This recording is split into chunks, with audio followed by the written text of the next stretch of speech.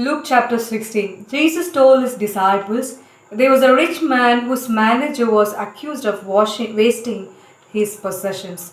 So he called him in and asked him, what is this I hear about you? Give an account of your management, because you cannot be manager any longer.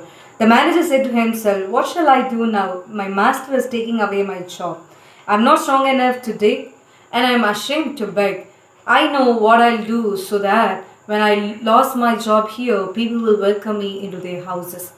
So he called in each one of his master's debtors. He asked the first, how much do you owe my master?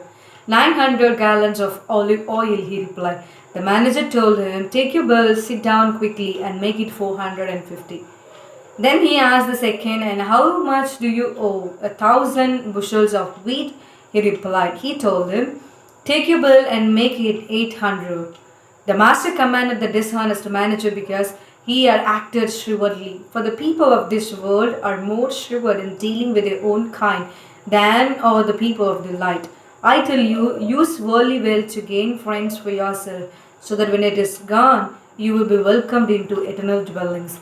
Whoever can be trusted with very little can also be trusted with much, and whoever is dishonest with very little will also be dishonest with much.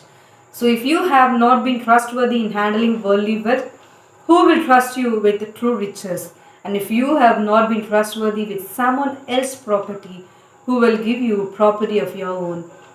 No one can serve two masters. Either you will hate the one and love the other, or you will be devoted to the one and despise the other. You cannot serve both God and money. The Pharisees who loved money heard all this and were sneering at Jesus. He said to them, you are the ones who justify yourselves in the eyes of others, but God knows your hearts. What people value highly is detestable in God's sight. The law and the prophets were proclaimed until John. Since that time, the good news of the kingdom of God is being preached, and everyone is forcing their way into it. It is easier for heaven and earth to disappear than for the least stroke of a pen to drop out of the law. Anyone who divorces his wife and marries another woman commits adultery, and the man who marries a divorced woman commits adultery. There was a rich man who was dressed in purple and fine linen and lived in luxury every day. At his gate was laid a beggar named Lazarus, covered with sores and longing to eat what fell from the rich man's table. Even the dogs came and licked his sores. The time came when the beggar died, and the angels carried him to Abraham's side. The rich man also died and was buried in Hades, where he was in torment. He looked up and saw Abraham far away with Lazarus by his side. So he called to him, Father Abraham, have pity on me, and send Lazarus to dip the tip of his finger in water and cool my tongue, because I am in agony in this life. But Abraham replied, Son, remember that in your lifetime you received your good things, while Lazarus received bad things.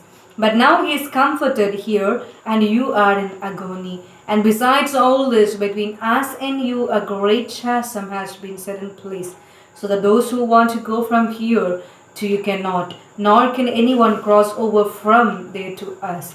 He answered, Then I beg you, Father, send Lazarus to my family, for I have 5 brothers. Let him warn them, so that they will not also come to this place of torment. Abraham replied, They have Moses and the prophets.